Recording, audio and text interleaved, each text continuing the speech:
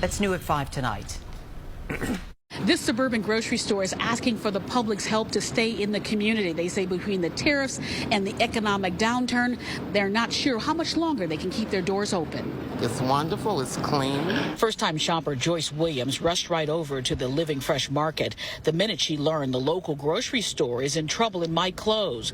The grocery store has been serving Forest Park and its surrounding communities for nearly 5 years, but now the owners say it may have to call it quits. It's clean and customer service is very friendly. Because of the grocery store's financial situation, the owners are making a public plea and reaching out to Early Walker for help. This is Living Fresh Market, the largest black-owned grocery store in the entire country. The businessman and philanthropist called to action on social media, asked the community to step up this Saturday to raise $100,000. I am pledging the first $500. I'm going to go grocery shopping myself personally tomorrow. In addition to that, I have asked for 1,000 people to join me and spend $100 apiece. Living Fresh Market is one of the largest black-owned grocery stores in the country.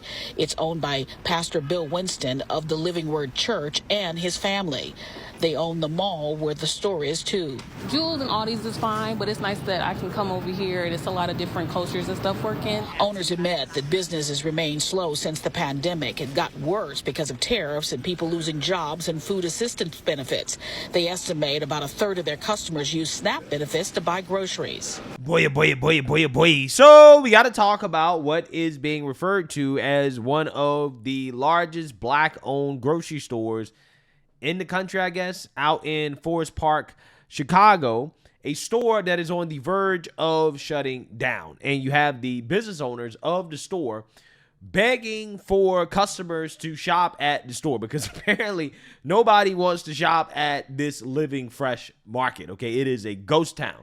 And they're begging people to come shop, and they're blaming Trump. They're saying it's Trump's fault that people don't want to shop at Living Fresh, okay, which, again, is supposed to be a black-owned grocery store. It's owned by a pastor who apparently can't get his own congregation to shop at this grocery store, okay? And that's why I find some of these excuses to be fascinating in regards to why this store is closing. But I think I have some reasons for why the store is actually closing outside of Trump. So without further ado, let's go ahead and get into it. At New Here 430, a suburban community hopes that a viral social media post will help a struggling grocery store. Businessman and philanthropist Early Walker is leading the charge here at this store at Forest Park. NBC5's Christian Farr brings us the story.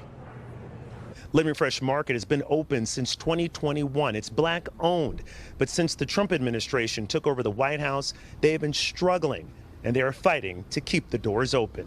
I have asked for 1,000 people to come out tomorrow in support of this grocery store. Businessman and philanthropist Early Walker is on a mission to keep Living Fresh Market from shutting down. It's completely empty. Oh my God. Wow. About a week ago, Walker posted this video to social media, and it drew lots of attention to the struggling Forest Park store.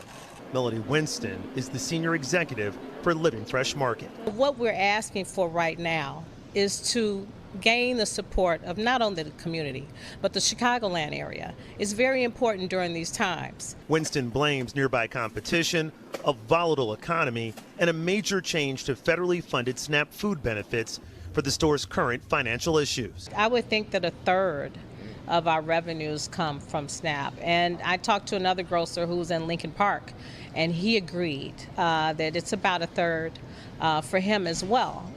Yeah. So I wonder, is that individual closing down, right? Is he closing his store?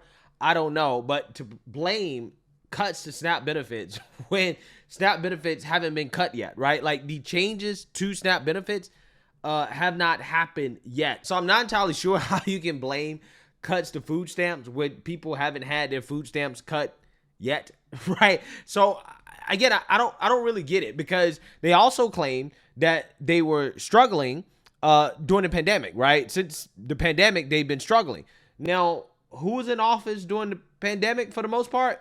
It was Biden. I believe this store opened up in 2021, around that time period. So from 2021 to 2024, and for part of 2025, Biden was in office. Democrats were in office. And this owner admitted that the store has been struggling since the pandemic. So the store was struggling when Biden was in office, but somehow, some way, it is Trump's fault that his store is on the verge of closing down, even though this store has been struggling since Democrats been in office, right?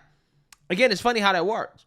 I think what's really happening here is what happens at a lot of these grocery stores is that they get shoplifted out of existence, right? I think that's actually what's happening. Nobody wants to come to the store because it's in a crime-ridden neighborhood, okay? According to Neighborhood Scout, Forest Park's overall crime rate is 36 per 1,000 residents, which is relatively high compared to many U.S. communities.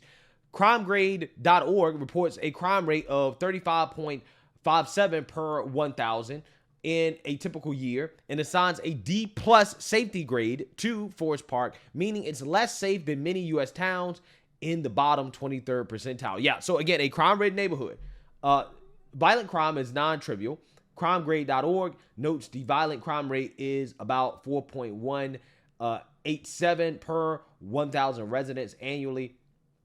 Forest Park is reported to have a crime rate of 4,032 per 100,000 residents, which they say is 73.5% higher than the national average. There's your problem right there. It's not food stamps being cut, right? It's not the Trump administration. You're struggling because the grocery store is in a crime-ridden neighborhood, and nobody wants to shop at your grocery store because it's not worth coming to your grocery store, considering the possibility that they'll have some type of crime committed against them, right? Maybe, just maybe, they'd rather go to a lower cost provider like a Walmart or an Aldi's, right? That's able to absorb more of the costs associated with crime, more so than this grocery store. Again, to just blame Trump and to say, oh, well, it's Trump's fault when this store has been struggling for years, I think is ridiculous, right? It's ridiculous, okay? So, again, this is just an effort, in my opinion, to raise some money in order to save a failing grocery store that honestly probably should go out of business, right? Because if they can't survive in the free market, donations and a temporary boost is not going to help them. Some customers visited the store Friday as a result of the news and encouraged people to come out this weekend to support this struggling Black-owned supermarket. Jewels and Aldi's is fine, but it's nice that I can come over here and it's a lot of different cultures and stuff working. Same thing, the food is good, so I love the chicken here too. There is a Walmart right next door. You know, Amazon is on the rise, right? But we cannot let these big box businesses close our small mom and pop businesses. Yeah, so you got competition. You got competition, right? I mean, that's the reality of business. Ultimately, at the end of the day, Walmart being there, being across the street, has nothing to do with Trump, right? So, I mean, let's be real. Let's call a spade here. You're struggling because you can't compete with Walmart, and you're in a crime-ridden neighborhood, which makes it even harder to compete with Walmart because you're going to get less traffic. Are the true businesses that keep our community thriving. Early Walker is fighting to keep the store open, and so he wants those 1,000 customers to come here at 10 tomorrow morning, and he hopes they will continue to shop at this store. In Forest Park, Christian Farr, NBC5. Yeah, let's react to this news clip that has more customer reactions here. And showed out in their effort to help keep this local grocery store in the neighborhood. Expensive money. Expensive money. For the first time in a long time, Living Fresh Market is packed. It's a valuable store, and I think people citywide should know about it. This morning, shoppers answered the call to help the grocery store stay open, and they filled the aisles. We opened the doors at 7 a.m. this morning, and people obviously started coming right away.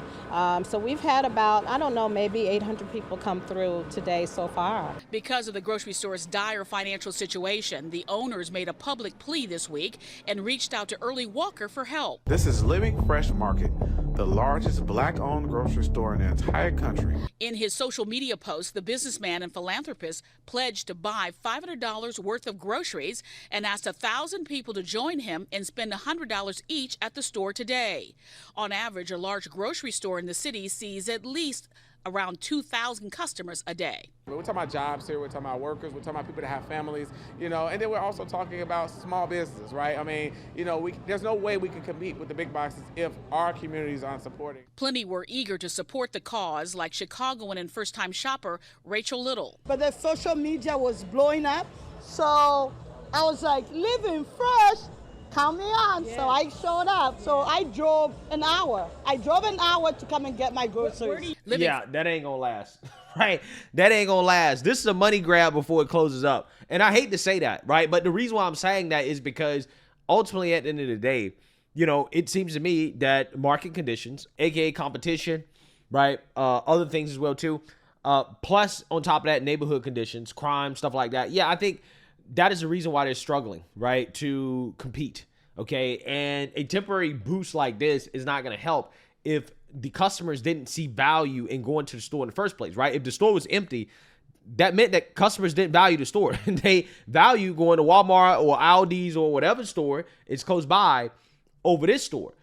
Having people now come to the store in order to save the store, right? Again, it's not going to help unless they make that a long-term buying pattern. Like they make this their grocery store. Now, who knows? Maybe it being black-owned will be enough for these people to say, hey, you know what? I'm going to shop here no matter what. But I doubt it, right? I doubt it. That's typically not how things work, right? When it comes to this type of stuff. Again, there's a reason people weren't shopping here in the first place. There's a reason why this store was struggling. It doesn't have anything to do with Trump. And if they don't fix that, right, then I think they're going to continue to have issues. But we will see, right? I'm just bookmarking this story, right? I'm doing this story because likely there will be a follow-up in which I am saying, boy, oh boy, oh boy, oh boy, oh boy. So we got to talk about the largest black-owned grocery store finally shutting down, right? Like that probably is how I'll be starting this a video in the future. And I hope not, right? I hope I do not have to make the sequel video. I'm hoping I don't, but I'm bookmarking this video because I want to see what happens, right? I want to see if these people continue to shop at this store, to save this store. And yeah, it'll be very interesting. But let me know what you guys think. Make sure you like, comment, and subscribe. Most importantly, share a Black conservative perspective. Peace.